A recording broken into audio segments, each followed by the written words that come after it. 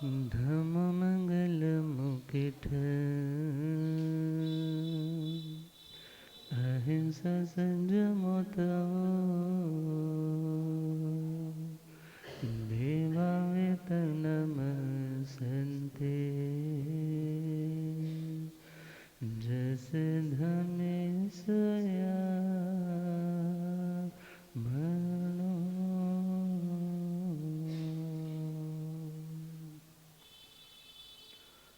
गुरु चरणों में वंदन नमन करेंगे।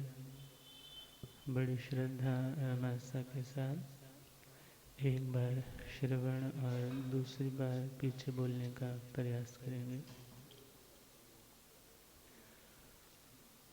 मैंने ऐसा सतगुरु पाया है, मेरा रोम रोम मुस्काया है। मैंने ऐसा सतगुरु पाया है, मेरा रोम धरती पे खुदा ही पाया है, मेरा रोम रोम मुस्काया है। धरती पे खुदा खुद आया है, मेरा रोम तपती ज्वाला को बुझाया है, मेरा रोम रोम मुस्काया है। तपती ज्वाला को बुझाया है, मेरा रोम झरना अमृत का बहाया है, मेरा रोम रोम मुस्काया है। झरना अमृत का बहाया मेरा रोम समकित का पाठ पढ़ाया है, मेरा रोम रोम मुस्काया है। समकित का पाठ पढ़ाया है, मेरा रोम रोम मुस मिथ्यात्म दूर हटाया है, मेरा रोम रोम मुस्काया है। मिथ्यात्म दूर हटाया मेरा रोम रोम मुस आनंद ही आनंद पाया है, मेरा रोम रोम मुस्काया है। आनंद ही आनंद पाया है, मेरा रोम रोम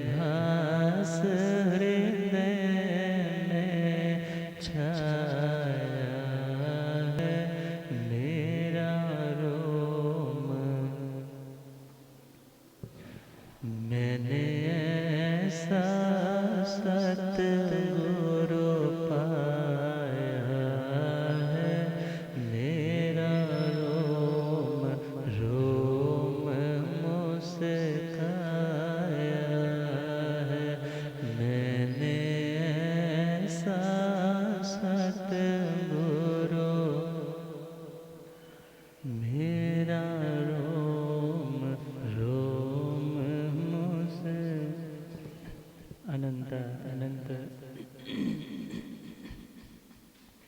शांति के निकेतन शासनपति भगवान महावीर स्वामी के पावन चरण वृंदों में हार्दिक भावना वंदनमन।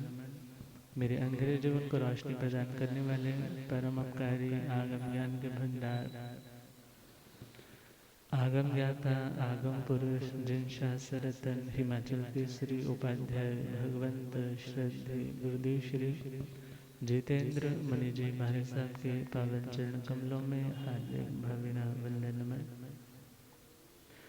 पाठ पर विराजे तपस्रतन श्री प्रभु मणि जी महाराज साहब के चरण में वंदन।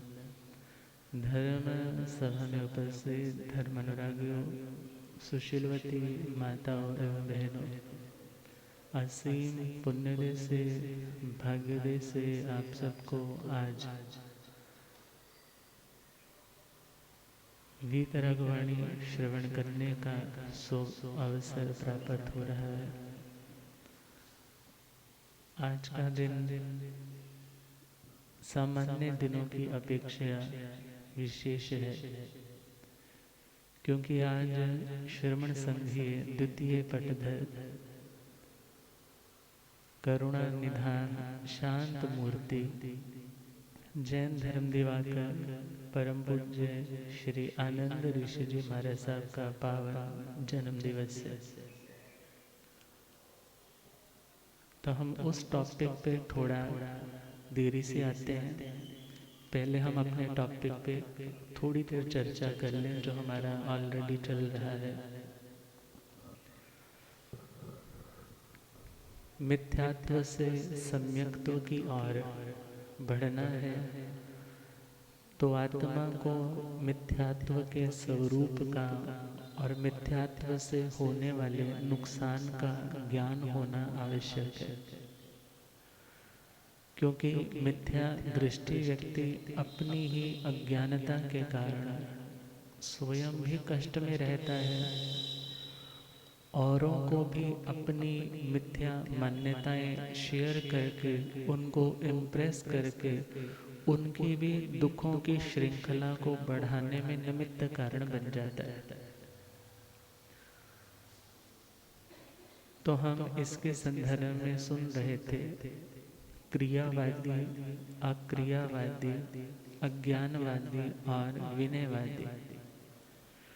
और उस क्रियावादी में भी जो आत्मा को मानते हैं, आत्मा क्रियाशील है यह भी मानते हैं, मगर आत्मा के कर्म करना, कर्म के फल का प्राप्त होना, इस थ्योरी में वो बहुत जगह पर मिसअंडरस्टैंडिंग खुद क्रिएट भी करते हैं और खुद भी उस मिसअंडरस्टैंडिंग का शिकार हो जाते हैं। जब वे सही अर्थों में किसी भी कार्य को संपन्न करना है तो उसके लिए 5 कारणों को गौण या मुख्य रूप से स्वीकार नहीं करते, बल्कि उनकी दृष्टि में जो उनको स्वीकार्य है वही है, बाकी को वो टोटल अस्वीकार कर देते।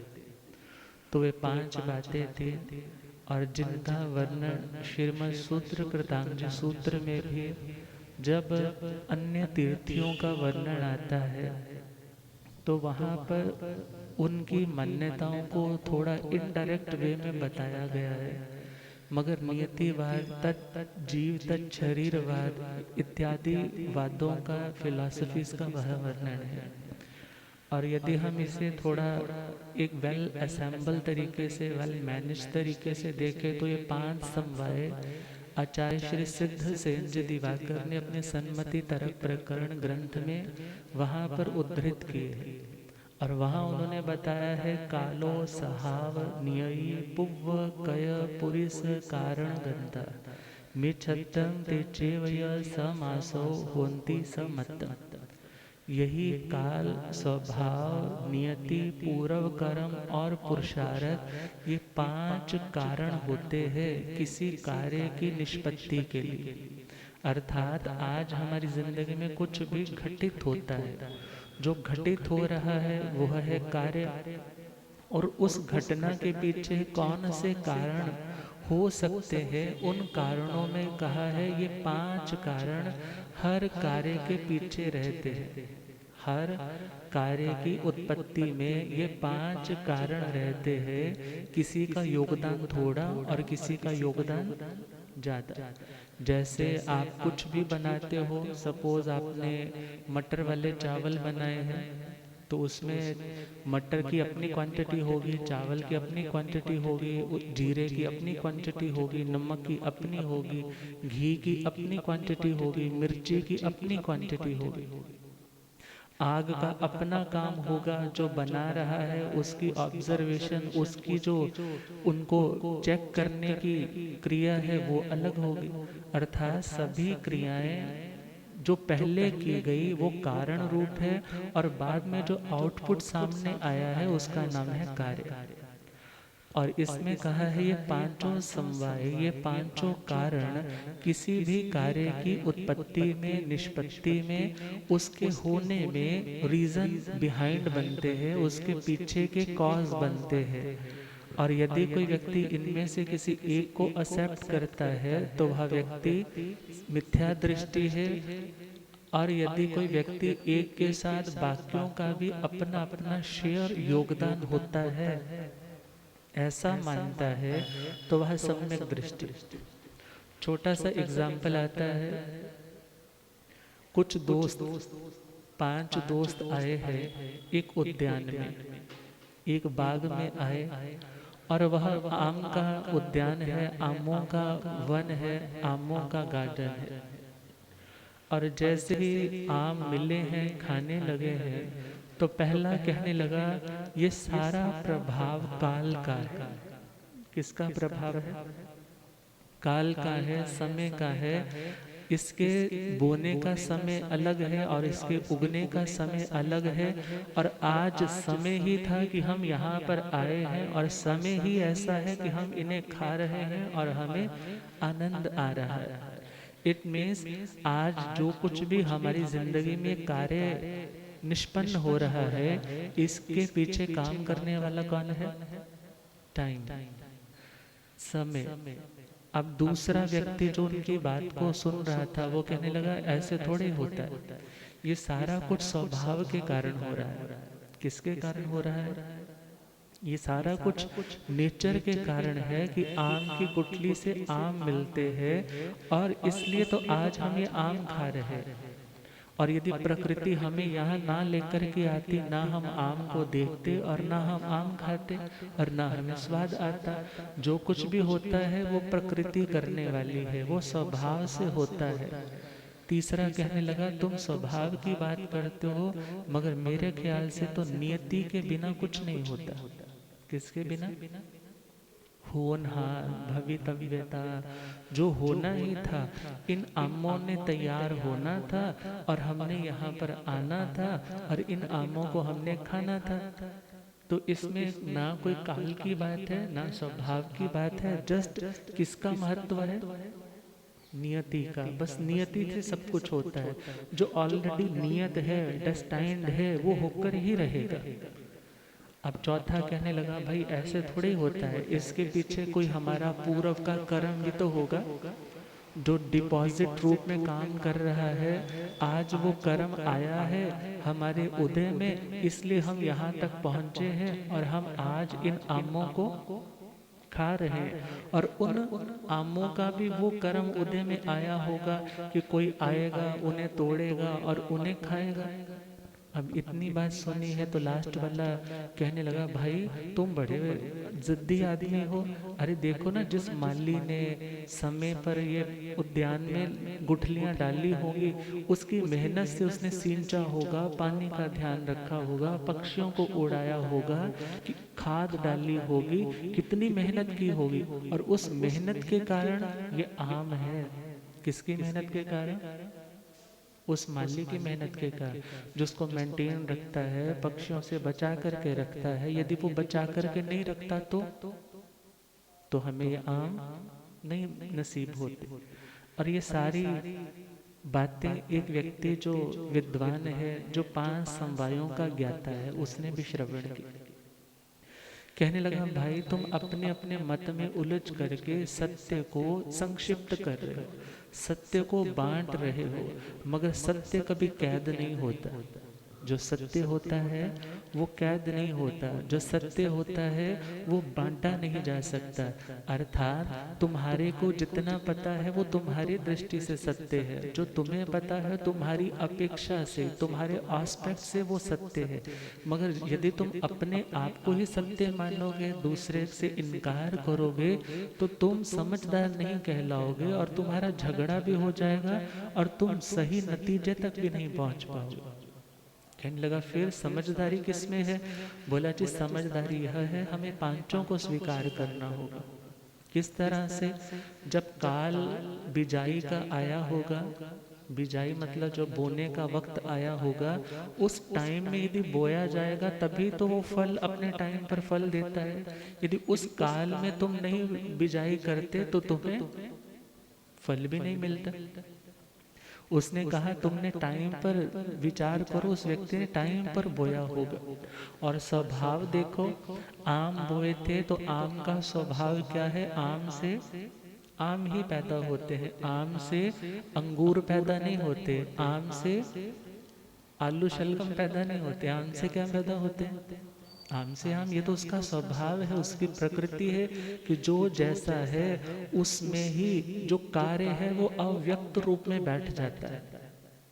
जो कारण है उस कारण में जो उसका कार्य है, जो आज मैनिफेस्ट हो रहा है, जो बाहर दिख रहा है, वो कभी उसमें शक्ति रूप में, कभी उसमें बीज रूप में, कभी वो अव्यक्त रूप में बैठा है, योग्यता के रूप में, जिसे हम बोल देते हैं लब्धि के रूप में। किस रूप में बैठा है कार्य? वो लब्धि के रूप में बैठा है। मगर काल के साथ साथ वो अपना स्वरूप प्रकट करेगा। अर्थात बच्चा यदि आज 2 साल का है तो 2 साल में तो उसके दाढ़ी मूछ नहीं आ जाते, वो तो टाइम के साथ आएंगी। मगर उसका स्वभाव है कि आदमी है तो उसके दाढ़ी मूछ आएगी। अर्थात इसी प्रकार आम बोए थे तो आम आएंगे, ये तो स्वभाव सिद्ध नियम है। और वो किसकी अपेक्षा रखता है? काल की। किसकी अपेक्षा रखता है?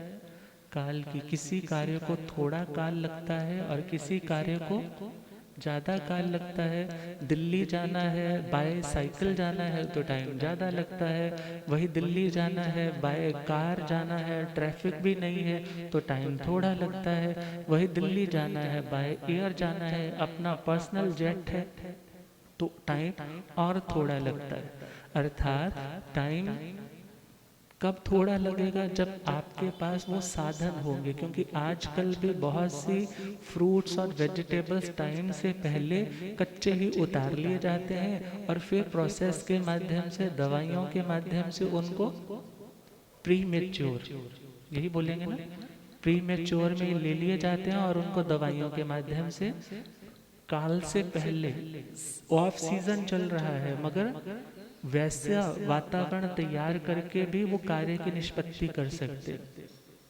अर्थात काल का अपना योगदान है और स्वभाव का अपना योग। अर्थात किसी चीज को बनने में जितना वक्त लगना है वो लगना है, किसी को कम किसी को ज्यादा, मगर जब वक्त पूरा हुआ है तो बनेगा वही जो उसका स्वभाव है, बनेगा वही जो उसका स्वभाव है। वो अपनी प्रकृति से, अपनी नेचर के विरुद्ध तैयार नहीं होगा। तो ये 2 बातें हुई। और तीसरी बात है नियति। नियति का मतलब है जो होनहार है। यदि बीच में कोई रुकावट ऐसी नहीं आती, यदि बीच में ऐसी रुकावट नहीं आती, कोई विघ्न ऐसा नहीं आता, कोई ऐसी प्रतिकूलता नहीं आती, तो वो कार्य होना नियत है। वो कार्य होना क्या है? नियत है। क्यों नियत है? क्योंकि 2 तरह के कर्म होते हैं, एक निधत्त और दूसरा निकाचित।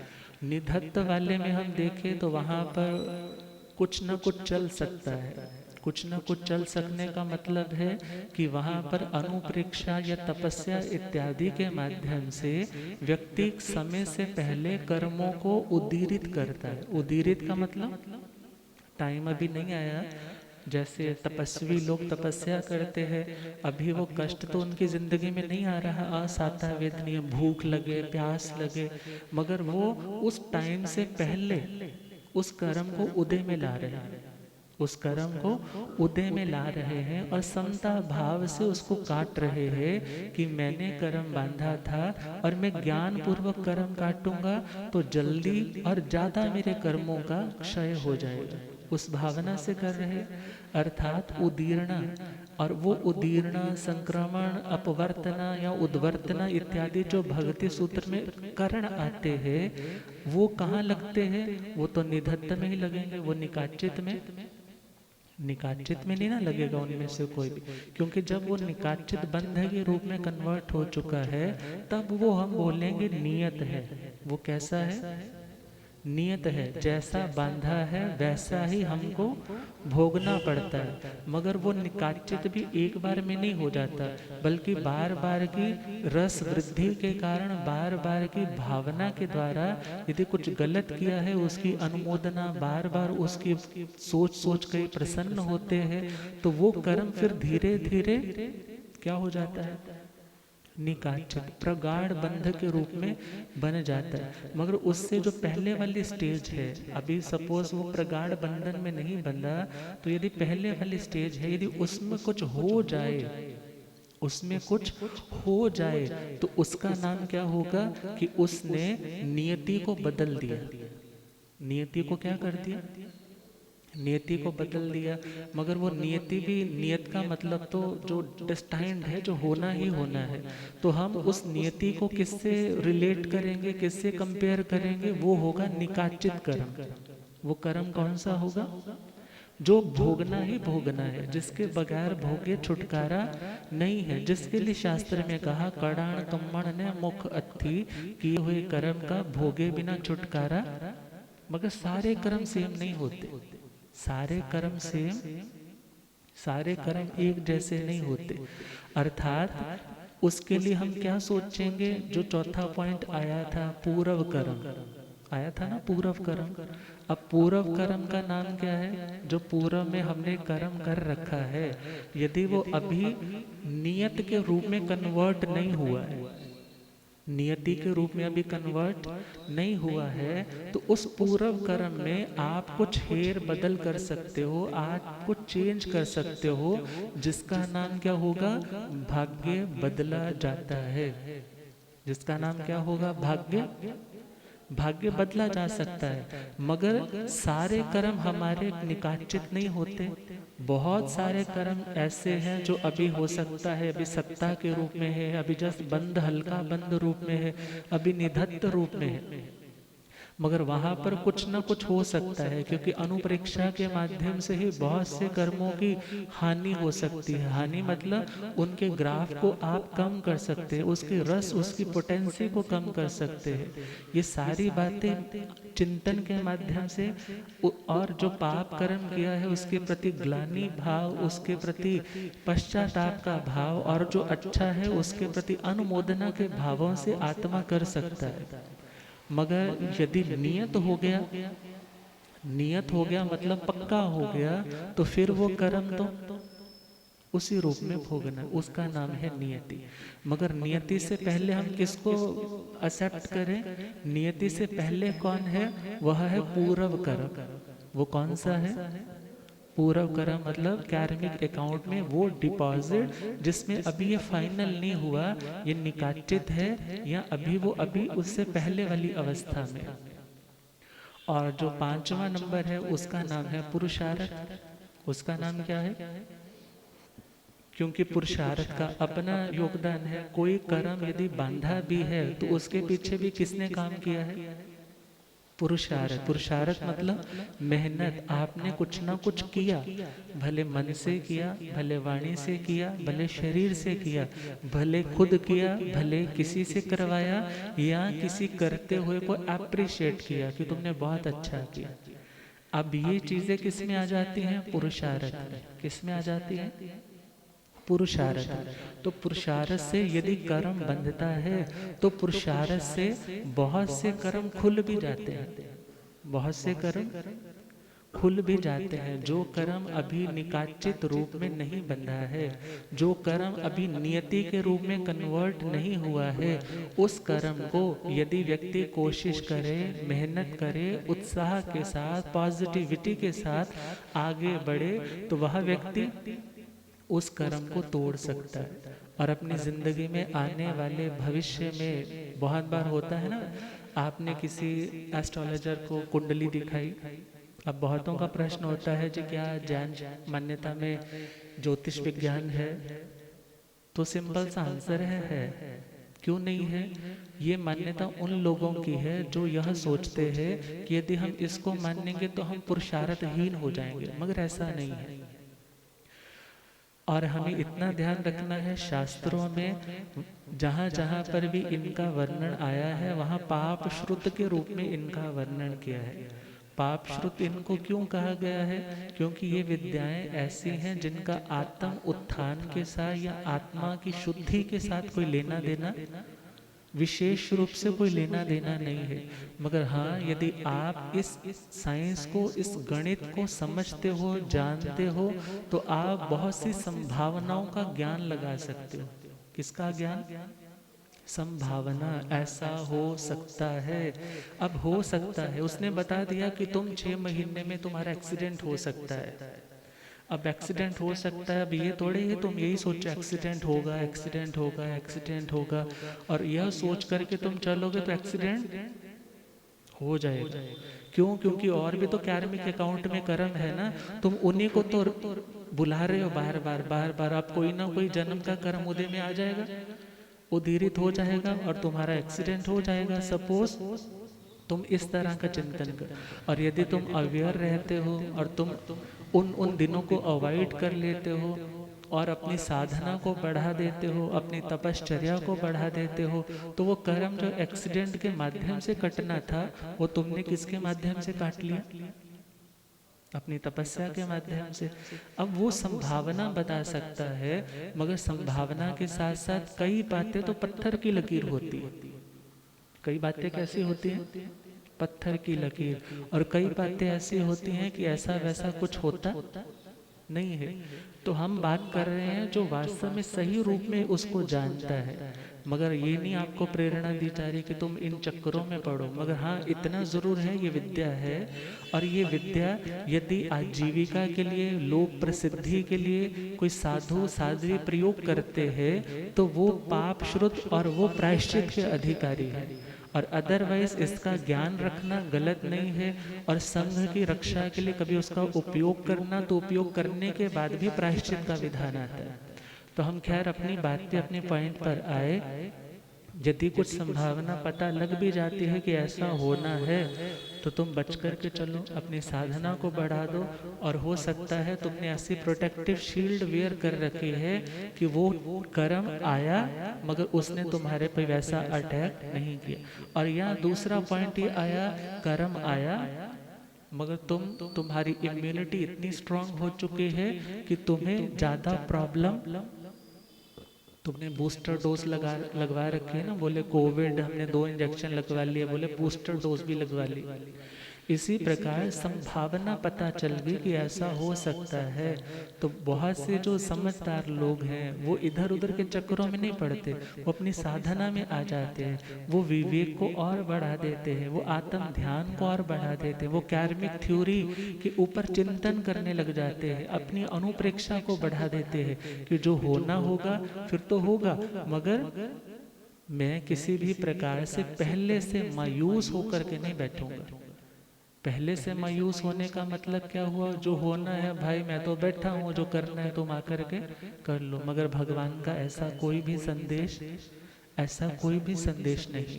तो हम देखें 5 बातें हैं, और इन 5 बातों को जो थोड़ा बहुत मैंने समझा तो उसमें क्या समझ में आया कि सबसे पहला नंबर हम दे पुरुषार्थ को। किसको नंबर दे? सबसे पहला पुरुषार्थ को। और सेकंड नंबर हम किसको दें? काल को। किसको नंबर दें? तीसरा नंबर हम किसको दें? स्वभाव को। चौथा नंबर हम दें कर्म को, और पांचवा नंबर हम दें नियति को। नियति को हम बिल्कुल लास्ट में रखें। सबसे पहला नंबर किसको दें? पुरुषार्थ। आज जिंदगी में अच्छा है या बुरा है, उसका रीजन क्या है? पुरुषार्थ। उसके लिए भी तुमने पुरुषार्थ किया था। और आज यदि किसी चीज को तुम दूर करना चाहते हो तो उसके लिए भी पहला नंबर किसका है? पुरुषार्थ। अब विचार करना है, पुरुषार्थ किया और जो कर्म आपने किया है वो पुरुषार्थ से किया है, और उस कर्म का जैसे काल, काल का मतलब है आपने जब वो कर्म किया है तो उसकी एक स्थिति बंध की स्थिति आती है कि वो कर्म कब तक आपको फल दे करके अलग होगा। उसका नाम क्या रहता है? जब तक तो डॉर्मेंट स्टेट में रहेगा, आपको परेशान हैरान नहीं करेगा, उसका नाम तो है अबाधा काल। उसका नाम क्या है? कर्जा आपने उठाया है, वो आता है मगर कुछ कह नहीं रहा, अभी आपको कोई बाधा तकलीफ नहीं पहुंचा रहा, उसका नाम तो हो गया अबाधा काल। मगर जब उसने आकर के आपकी गर्दन पकड़ ली, उसका नाम है बाधा काल। अब आपको वो पीड़ित करने लग पड़ा, अपना फल वो आपको संवेदना में, अनुभूति में लाने के लिए तैयार हो गए। तो पहला पॉइंट है पुरुषार्थ, और दूसरा है काल। काल अर्थात वो कर्म बांधा है कब तक रहेगा, कब तक फल देगा और कब नष्ट होगा। और तीसरा पॉइंट किसका है? स्वभाव। अब वो कर्म बांधा है, उसकी प्रकृति कौन सी है, उसकी नेचर कौन सी है, वो कर्म सुख देगा, दुख देगा, ये सारी बातें किसके अंदर आ जाएंगी? स्वभाव के अंदर। और अगला पॉइंट लेंगे हम कौन सा? पूर्व कर्म। अर्थात जो हमने कुछ भी किया है वो अब एक डिपॉजिट के रूप में है, अभी समान के रूप में पड़ा है, मगर वो निकाचित है, निधत्त है, ऐसा भी कुछ भी फाइनल, अभी कुछ भी फाइनल नहीं। अभी इस अनफाइनल स्टेज का नाम क्या है? सिंपल भाग्य। इसका नाम क्या है? सिंपल प्लेन वाला भाग्य। भाग्य का मतलब है कि जो हमारे भाग में है, भाग का मतलब हिस्सा, भाग का मतलब हिस्सा, जो हमारे हिस्से में है वो हमें मिलना है। अब ये पॉइंट समझ में आ गया ना? जो मेरे भाग में है वो मुझे लेना है, मगर क्या मुझे वही लेना है? हर कर्म के लिए ऐसा नहीं है कि जो आपने किया है वही भोगना है, ऐसा ज़रूरी नियम नहीं है। मगर यदि वही कर्म निकाचित में कन्वर्ट हो जाता है तो आपने जैसा किया है तो वैसा ही भोगना पड़ेगा, जिसका नाम होगा नियति। जिसका नाम क्या होगा? नियति। मगर उससे पहले वाली स्टेज कौन सी है? वह है भाग्य, और कहा जाता है भाग्य बदला भी जा सकता है। और इसी के लिए भगवान ने क्या बोला? अनियया सब भावा। सभी भाव, सभी सिचुएशंस कैसी है? अनियत है। तुम्हें नियत मान कर के नहीं चलना, मगर यदि करने के बावजूद भी वो कार्य नहीं निष्पन्न होता, तब आपने क्या सोचना है? ऐसा नियत था। ऐसा क्या था? पहले ये नहीं है कि तुमने नियति पे फेंक दिया, किया कुछ गलत, किसी का मर्डर कर दिया और बाद में क्या बोला? ये तो नियत था, उसने मरना था, मेरे हाथों से मरना था, इसलिए मैं निमित्त बन गया, मेरा तो कोई दोष। और यदि किसी ने तुम्हारा गला पकड़ लिया तब मानोगे नियति है? तब क्या बोलोगे? उसको भी गले से पकड़ोगे और उसकी एफआईआर दर्ज करवाओगे कि इसने घर में आकर के मेरी गन पॉइंट पे लूटने की कोशिश की, मारने की कोशिश की। वहाँ पर ये नहीं बोलोगे कि ये तो नियति में था, मैं नियति पे फेंक दूँ ये सारी चीज़, इसकी जिम्मेदारी किस पे डाल दूँ? नियति पे। ऐसा नहीं करते, बल्कि वहाँ पर प्रैक्टिकल हो जाते हैं कि नहीं, इसने किया तो कैसे किया, इसकी हिम्मत कैसे हुई। अर्थात व्यक्ति अपनी गलती को, अपनी कायरता को ढकने के लिए तो नियतिवाद का प्रयोग करता है, मगर दूसरे की यदि गलती है तो वहाँ पर क्या हो जाता है कि इसको सज़ा मिलनी चाहिए। मैं नियति वीति को कुछ नहीं मानता, इसकी सज़ा मिलनी चाहिए, ये नियत मैं करके दिखाऊंगा। मगर हमें अब यहाँ क्या समझना है? नियत कौन सा होगा? जो निकाचित होगा, और जो पूर्व की अवस्था है वहाँ पर आप चेंज ला सकते हैं, मगर ना आप जानते हो ना मैं जानता हूँ कि कौन सा कर्म है जो नियत है और कौन सा कर्म है जो अभी अनियत अवस्था में है, जहाँ तुम पुरुषार्थ करके कुछ चेंज कर सकते हो। इसलिए भगवान ने क्या कहा, तुम पुरुषार्थ करो, तुम साधना करो, यह सोच करके कि कुछ भी नियत। अब बहुतों का क्वेश्चन आ जाता है कि महाराज जी क्या निकाचित कर्म भी कुछ कट जाता है हमारी तपस्या से, हमारी साधना से? तो वहाँ पर हम इतना कह सकते हैं कि वो है तो शूली की तरह। कर्म किसके समान है? शूली की तरह है, मगर वही कर्म आपकी साधना के कारण आप इतने स्ट्रांग हो जाते हो कि आपको वही शूली भी शूल की तरह लगता है। किसकी तरह लगता है? शूल की तरह, एकमात्र एक कांटे की तरह। अर्थात वो कष्ट उतना ही है, मगर आप उस कष्ट को फिर उतना कष्ट बड़ा नहीं मानते। तो जो व्यक्ति तो एक एक को मानता है तो वो व्यक्ति तो है मिथ्या दृष्टि, और जो सबको मानता है वह है सम्यक। तो जब कभी जिंदगी में कोई अचानक बहुत बड़ा लाभ हो जाता है, या अचानक से कोई व्यक्ति हाथों से चला जाता है, फैक्ट्री बहुत बड़ी है, अचानक से ही फैक्ट्री में आग लग गई, करोड़ों का नुकसान हो गया। यहाँ पर तो तुम खोजोगे तो सारे कारण मिल जाएंगे, मगर सामान्य रूप से क्या कारण लगेगा? ये होनहार थी, ये क्या थी? मगर उस होनहार को घटित होने में भी पांचों समवाय लगते हैं: काल, स्वभाव, नियति, पुरुषार्थ और कर्म। तो ये पांचों चीज़ें जब आप हर चीज़ में ढूंढोगे तो उसकी रेशो कम ज़्यादा हो सकती है, मगर ज़िंदगी में कुछ भी यदि नियत भी है तो उसके पीछे भी पांचों चीज़ें हैं। और यदि कोई चीज़ आपकी मेहनत से भी आपको मिल रही है, उसके पीछे भी ये पांचों चीज़ें हैं। मगर जो व्यक्ति एक को ही सब कुछ मान करके अटक जाता है तो वह व्यक्ति सम्यक दृष्टि नहीं रह पाता। तो हम अपने इस प्रसंग को यहीं फोल्ड करते हैं।